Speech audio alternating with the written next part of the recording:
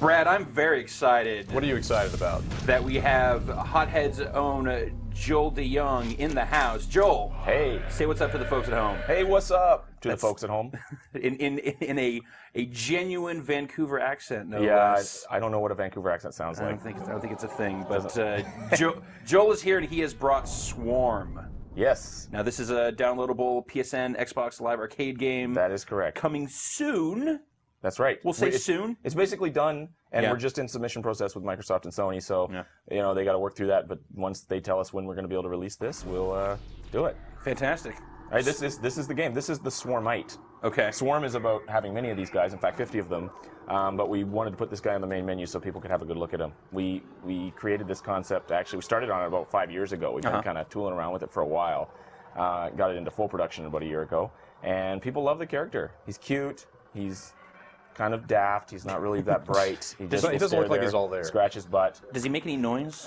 Yes, they have a sort of a. You can hear that sort of a purring noise. Yeah. Oh God! Oh my goodness! Somebody described it as anymore. It's okay. Never purr again. These guys are replaceable. Clearly. Somebody online described it as Wookiee pigeon, which is my favorite. Yeah, I can totally see that. And we can just keep pressing Y all day here.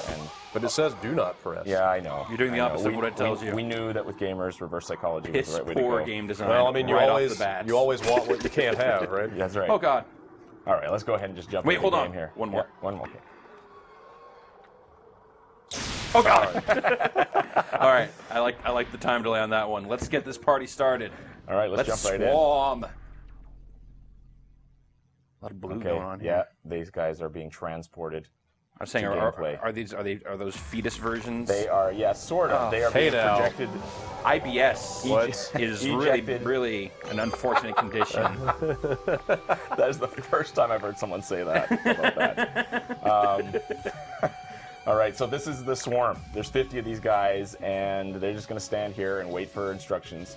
The cool thing about this is not RTS-y. This is more of like an action platformer. So you have direct control. You're using the I'm just left using the analog left stick to just push these guys around, and they sort of naturally try to keep the shape of the swarm, but they'll sort of, you know, in a natural way, flock around obstacles in the world. It's just like a pool of mercury. Yeah, exactly. And I can jump them, and I can also control their shape. Like if I'm on a narrow ledge and I want to keep them in a little tighter, I can hold down one of the triggers and they're huddled together. And they're and then you can see they're glowing a little bit. They got some extra energy. If I release that, they get a little speed boost, which is nice. It comes in handy. I can also spread them out if I need to and have them take a wider berth. And this is good for collecting stuff. Well, some of the guys got gassed there, unfortunately. Oh wait, hold on. Oh.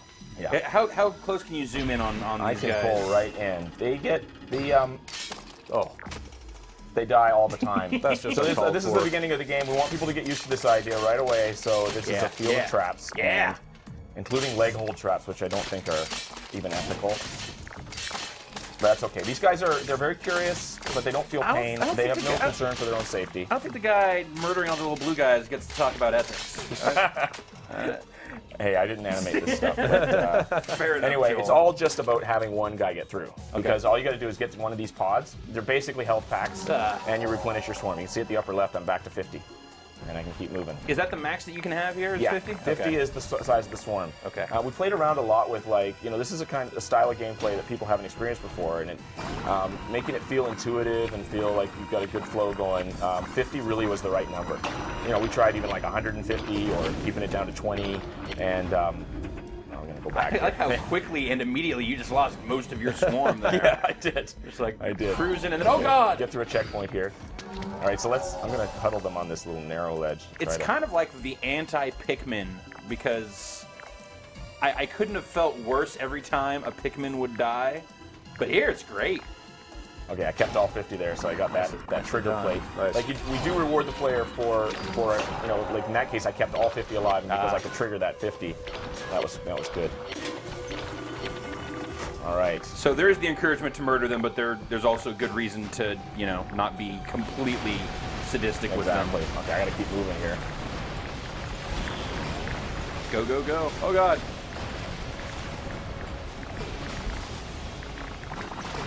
Now who is doing that? Who is throwing bombs? What is going on here, You know Joel? what? It's a mysterious thing. The story in this, it's not a real story-heavy game. Okay. So you're not just like holding back on us for like a crazy reveal. It's more of just like, A blue blob lands on a planet. This Okay. planet is decimated and war-torn and awful. It's Yeah. a dangerous place. Okay. Why there's brimstone raining from above in a coordinated manner like this, we're not entirely sure. But We may never know. the player needs to know, keep running. Wait for the DLC. Yeah, They'll explain Exactly. everything. exactly. Now I want to point out the scoring system. You can see at the top Oh, there. Jesus. Oh, kind of hard to talk and play at the same time. Notice there's a multiplier You don't say. at the top. Yeah. And every time I collect something, that little cooldown timer gets reset. But once the cooldown timer expires, it gets multiplied and applied to my main score there. The cool thing is, you can keep that multiplier if you're really good. Keep it going the whole level. And you do that by continuing to collect stuff. But the other thing is, you can actually trigger the timer as well by killing guys. So really good players will know that in places where you can't quite collect something new, you have to off a couple of guys, run them off the edge, or have them blow up. So it sounds like the key here is to either be really good or really bad. Yeah, well, or be really good at being really bad. You know, Yeah, that's a skill in and of itself, the for game's sure. pretty easy to pick up, but it's definitely something that's going to appeal to hardcore gamers.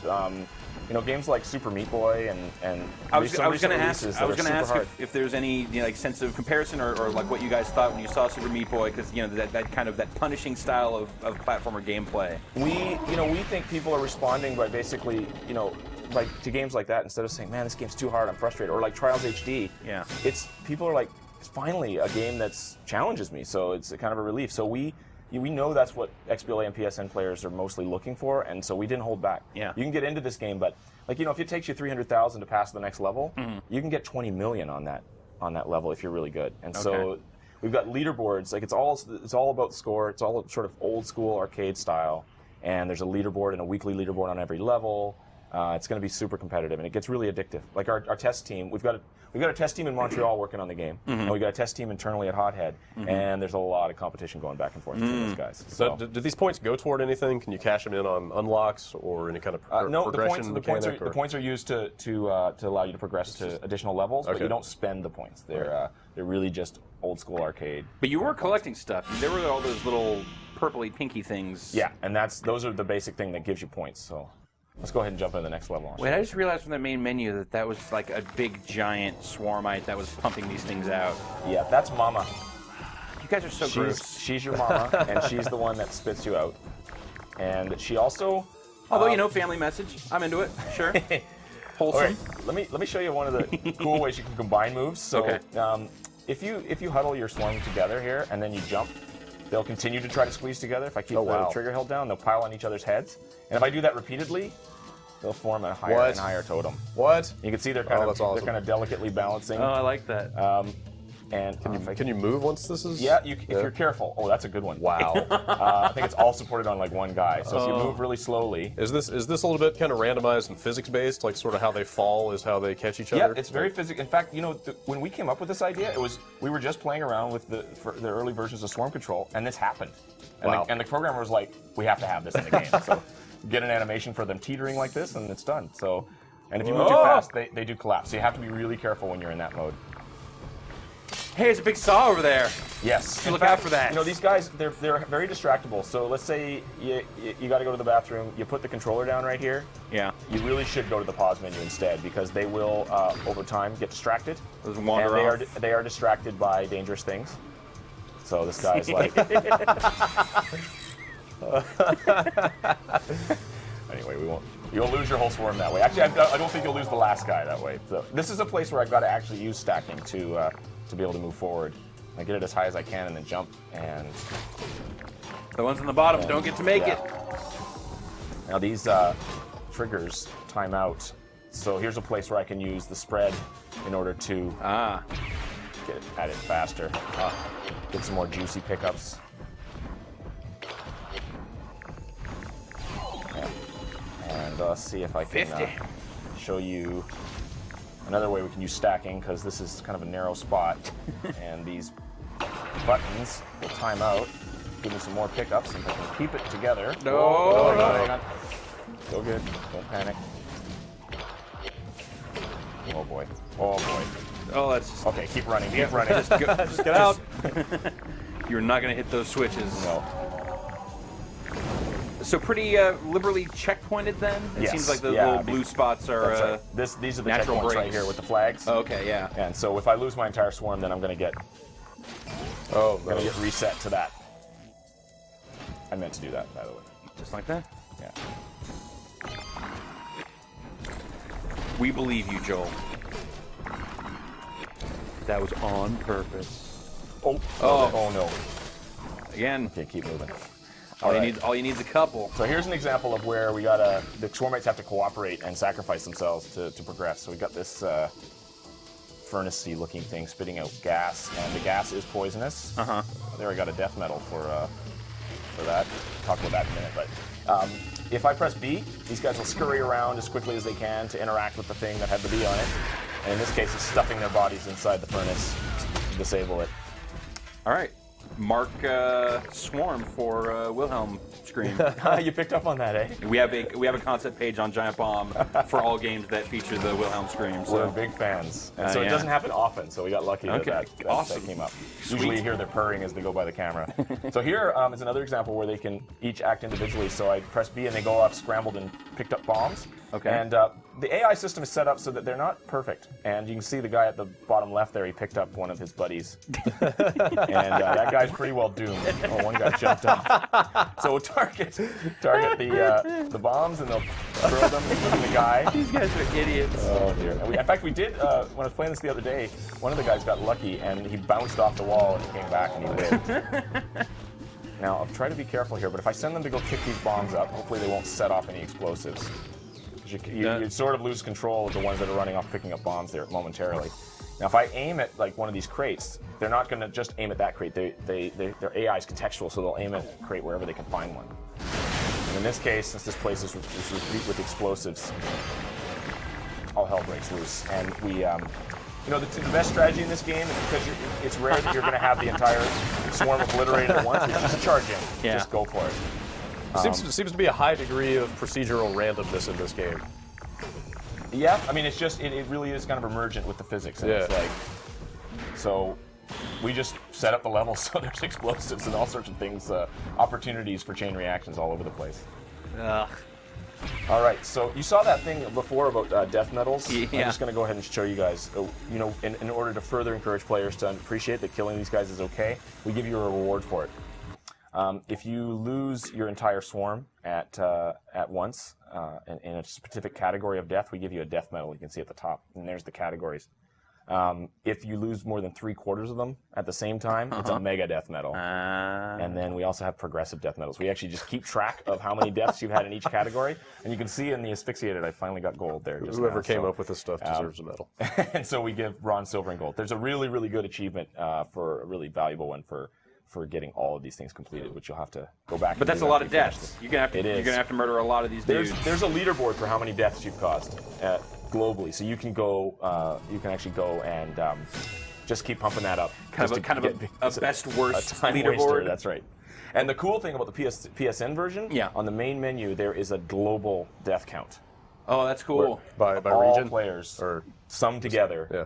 And it like just like a McDonald's sign or something. It's just constantly spinning. Constantly spinning. Cool. Yeah. So we I don't know how high that number's going to get. I think we're going to have a pool at the office too. So this is a great example there. You said you had like some 200 and odd thousand as a score, but the top score was like 4 million. Yeah, and so the multiplier that I showed you, like it's just layers on layers. So when if you pass a checkpoint with your multiplier still going, we go ahead and multiply the score and give you that as a bonus. So you kind of double up on points there. And then in addition, when you replay levels, there's a time bonus. You might have seen that at the beginning. I was kind of taking my time, so it expired, but we get a time bonus as well. And that's for like if you got two players that are both really good, they get every collectible, they keep their swarm alive, they keep their multiplier going, but then one guy does it a half a second faster than the other guy, he's going to get a higher score. So there's people aren't going to be all tied at the top of the leaderboards, which is good. Joel, tell me about Hat Boss. Well, you may notice every level in the game is named after a hat. In fact, I didn't know half the names. Our designers looked them all up on I had not noticed that. I did not know there was such a... They are named after hats. A passion for haberdashery in the couve. Exactly, and so there's not much story, like I said, but there is a hat involved. Okay. That's all I'm going to say. I don't want to spoil anything. No, I don't want to have it spoiled. So, please. the next move I'm going to show you is bash. Okay. So if you're huddled and then you quickly, while you're moving, spread, these guys sort of pound forward. And you can use this for smashing through things like crates and bashing them open, or you can smash through walls. Now you notice it actually sacrifices some guys. I've got them smeared on the ground there. This can also come in handy, though, if you want to keep your multiplier going. You just bash into something and causes a little bit of death. Ooh, that guy got fried. Now, in the same theme of like combining things together, I can huddle, then jump to make a totem, and then push forward and bash, and then have totem bash, sort of get everything at once. Which is good if you want to get through the level quick. And it seems like a lot of the control stuff is all built around kind of these very simple concepts and then combining these concepts. That's right. That's right. So a lot of the play, just with the theme of the physics and everything, becomes really emergent. Now that bash can also be used for just pushing yourself forward in the air a little bit. So if you're making a jump and you're not quite going to get there, you can just bash really quick, and that will save your butt on many occasions when you're just going to miss a jump. So here's a place where I got to stack, and then I'm going to kind of air bash that, and then run through here and try to get, whoops, miss. How embarrassing. Oh, not good. And those guys are running around on fire. They're doomed, right? They're not going to be saved. But we did set it up so that, you know, when they're running around, they can still collect stuff. Okay. And but they can even hit a pod that would save you. When they're on fire, can they set any of the other swarmites on fire? We did have that at one point, but it gets a little unfair. Yeah, these guys randomly running around, and you're not in charge. You're not in control of them. I've got one guy left. You're in some dire straits here. I love this. Yeah. Oh my goodness. And we have enemies. These guys, ugly guys, following us. Keep going. It's a little tense. I don't know if I can handle this. Oh. All right. Yay! Yay, we made it. Okay. And again with that brimstone raining from the skies. So you may have noticed we really try to finish off the levels with a lot of mayhem, a lot of craziness. You get that last sort of set of points, pump the multiplier up as high as you can. Ouch. Oh boy. See, that pod's exhausted. I gotta get over here.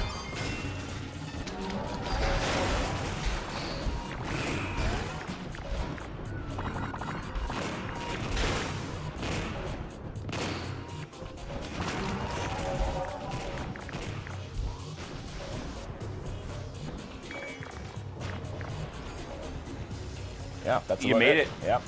Actually, let's just go back and have another look at those deaths. Yes, please.